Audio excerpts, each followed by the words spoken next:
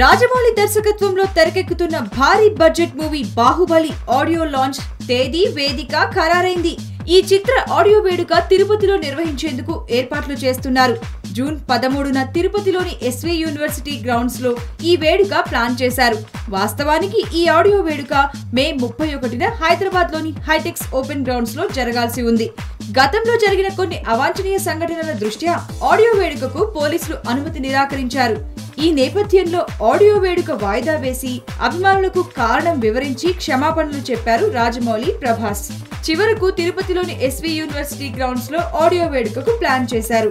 ఈ మేరకు తిరుపతి ఎస్పీ అనుమతి కోసం దరఖాస్తు చేసుకున్నారు. అనుమతి లభించడంతో గ్రౌండ్ లో చిన్న పూజా కార్యక్రమం కూడా నిర్వహించారు.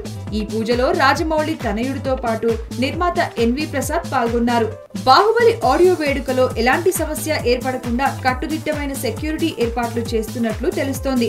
ఇక ఇప్పటికే విడుదలైన బాహుబలి ట్రైలర్ కు రెస్పాన్స్ అదిరిపోయింది. సినిమా హాలీవుడ్ ప్రమాణాలకు దగ్గరగా ఉందనే ప్రశంసలు వెల్లువెత్తాయి. ఇండియన్ సినీ చరిత్రలోనే ఇదో గొప్ప చిత్రం. 250 కోట్ల ఖర్చుతో 2 భాగాలుగా తెరకెక్కుతోంది. తొలి భాగం జూలై 10వ తేదీన బాహుబలి ది బిగినింగ్ పేరుతో తెరకెక్కుతుంది. రెండో భాగం 2016లో విడుదల కానుంది.